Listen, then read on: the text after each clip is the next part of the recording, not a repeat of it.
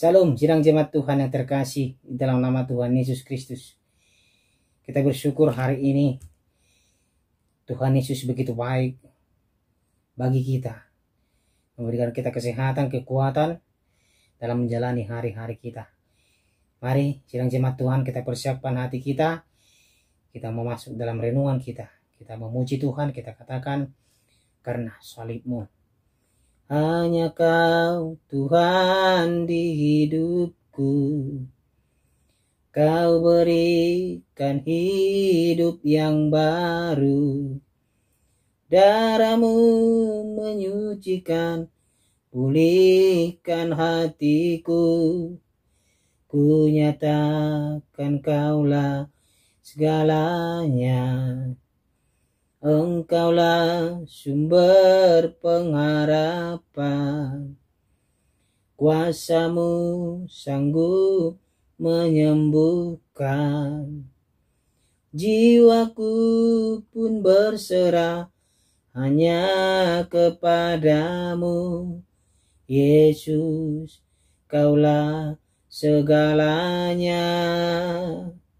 Karena salib-Mu ku hidup, karena salib-Mu ku menang. Engkau yang berkuasa, sanggup untuk melakukan mujizat-Mu.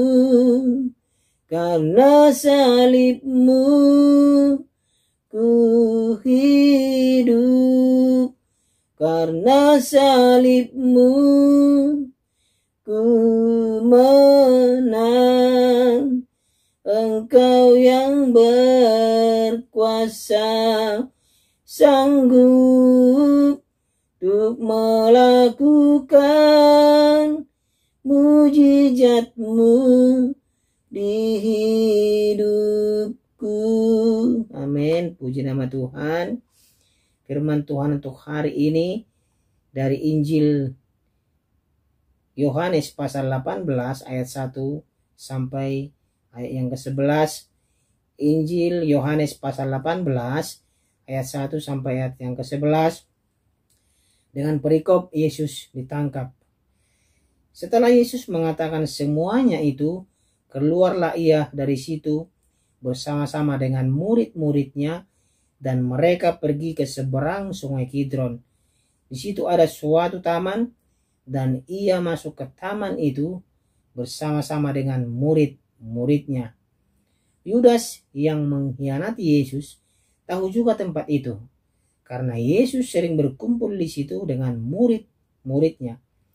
Maka datanglah Yudas juga ke situ dengan sepasukan prajurit dan penjaga-penjaga bait Allah yang disuruh oleh imam-imam kepala dan orang-orang Farisi, lengkap dengan lentera, suluh dan senjata. Maka Yesus yang tahu semua yang akan menimpa dirinya, maju ke depan dan berkata kepada mereka, "Siapakah yang kamu cari?" Jawab mereka, "Yesus dari Nazaret." Katanya kepada mereka, "Akulah dia." Yudas yang mengkhianati dia berdiri juga di situ bersama-sama mereka. Ketika ia berkata kepada mereka, "Akulah dia," mundurlah mereka dan jatuh ke tanah. Maka ia bertanya pula, "Siapakah yang kamu cari?" Kata mereka, "Yesus dari Nazaret." Jawab Yesus, "Telah kukatakan kepadamu, akulah dia. Jika aku yang kamu cari, biarkanlah mereka ini pergi." Demikian hendaknya supaya genaplah firman yang telah dikatakannya, "Dari mereka yang engkau serahkan kepadaku, tidak seorang pun yang kubiarkan binasa." Lalu Simon Petrus yang membawa pedang menghunus pedang itu, menetapkannya kepada hamba imam besar dan memutuskan telinga kanannya. Nama hamba itu Malkus. Kata Yesus kepada Petrus, "Sarungkan pedangmu itu. Bukankah aku harus minum cawan yang diberikan Bapa kepadaku?" Demikianlah pembacaan firman Tuhan. tema kita pada hari ini, Yesus ditangkap. Saudara yang terkasih, banyak orang di luar iman Kristen yang mengakui Yesus sebagai guru yang baik, seorang penuh hikmat, pribadi yang penuh kasih, dan pengakuan-pengakuan lainnya. Namun kalau mereka disuruh mengakui Yesus sebagai Tuhan, itu lain ceritanya. Artinya di sini banyak sekali orang yang mengagumi daripada Tuhan Yesus Kristus. Dia penuh hikmat, pribadi yang penuh luar biasa, penuh kasih, ya. Tetapi kalau dia disuruh mengakui Yesus sebagai Tuhan, belum tentu dia mau, sedang jemaat Tuhan. Nah sekarang, bagaimana dengan Anda? Bagaimana dengan kita sedang jemaat Tuhan? Siapakah Yesus bagi kita? Bagaimana cara pandang kita mengenai siapa Yesus yang sangat mempengaruhi seluruh aspek kehidupan kita?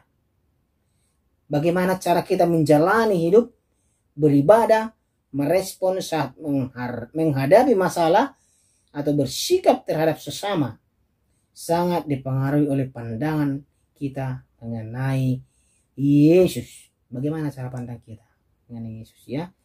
Dari tingkah laku dan sikap kita.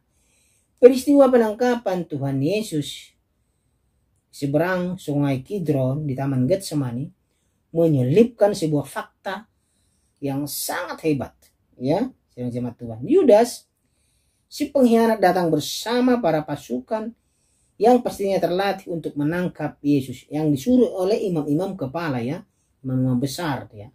Peristiwa penangkapan diawali dengan pertanyaan pembuka dari Yesus waktu prajurit itu datang ke taman itu untuk menangkap Yesus. Yesus bertanya kepada mereka, siapa yang kamu cari? Mereka menjawab, Yesus dari Nazaret. Respon Yesus hanya menjawab singkat, akulah dia. Waktu prajurit itu mencari Yesus, mengatakan kepada Yesus, kami mencari Yesus dari Nazaret. Lalu Yesus hanya menjawab, akulah dia. Tapi perkataan akulah dia membuat orang-orang yang mau menangkapnya seketika mundur dan terjatuh ke tanah. Karena ada kuasa yang luar biasa yang keluar dari Tuhan Yesus. Mungkin kita tidak terlalu menyadari reaksi orang-orang tersebut. Padahal respon ini menyatakan hal yang luar biasa. Pengakuan Yesus akan dirinya dan perkataan itu membuat mereka tersungkur di hadapannya. Yesus tidak melakukan gerakan apapun. Ya, sedang jemaat Tuhan, dia hanya berbicara, dia hanya berbicara, akulah dia. Yesus berbicara, akulah dia, tapi dia penuh kuasa mengatakannya. Makanya prajurit itu tersungkur, ya. Kalau seandainya Yesus bukan Tuhan, perkataan akulah dia tidak akan membuat mereka terjerembab jatuh. Kalau Yesus bukan Tuhan, tentu tidak ada kuasa, ya, yang membuat mereka jatuh. Yesus ditangkap bukan karena dia tidak berdaya dan tidak punya kuasa, tetapi karena dia mengizinkan dirinya ditangkap. Karena Yesus akan menggenapi segala yang dinubuatkan mengenai dia, dan dia harus meminum cawan penderitaan itu. Begitu pula dengan kematiannya di atas kayu salib. Bukan karena orang banyak membunuhnya, tetapi karena dia menyerahkan nyawanya. Tuhan Yesus adalah manusia dan Allah yang berkuasa. Dia memegang seluruh hidup kita. Pengenalan akan Yesus, pengenalan kita akan Yesus, akan siapa Yesus sangatlah penting. Kita harus mengenal Yesus dengan lebih dalam, ya, sedang jemaat Tuhan. Dia adalah Tuhan yang berkuasa tapi rela menyerahkan dirinya untuk mati menebus dosa kita semua. Yesus rela ditangkap demi kita, sedang jemaat Tuhan. Kita harus merenungkan ini. Ya, konsekuensinya seharusnya Anda menghargai pengorbanannya.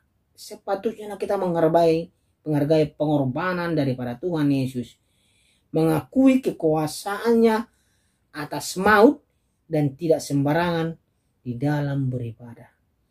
Akulah Yesus dalam segenap jalan hidup kita, maka kita bisa berharap sepenuhnya kepada Allah yang maha besar.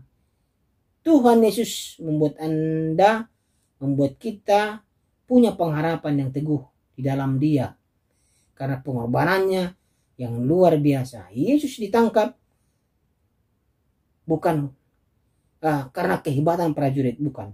Yesus rela ditangkap karena ada suatu tujuan yang luar biasa, tujuan yang mulia, yaitu untuk menyelamatkan kita semuanya. Puji nama Tuhan. Biarlah dengan tema kita hari ini, Yesus ditangkap, membuat kita sadar bahwa Dia rela ditangkap,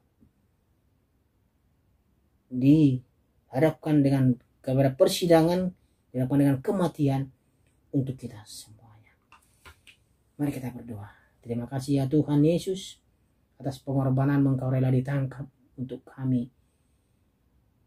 Tuhan, kami sangat bersyukur punya Tuhan yang penuh kasih untuk kami manusia yang berdosa ini. Ampuni kami ya Tuhan.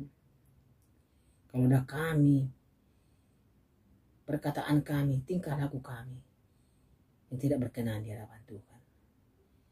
Terima kasih Tuhan untuk pengorbanan-Mu untuk kami.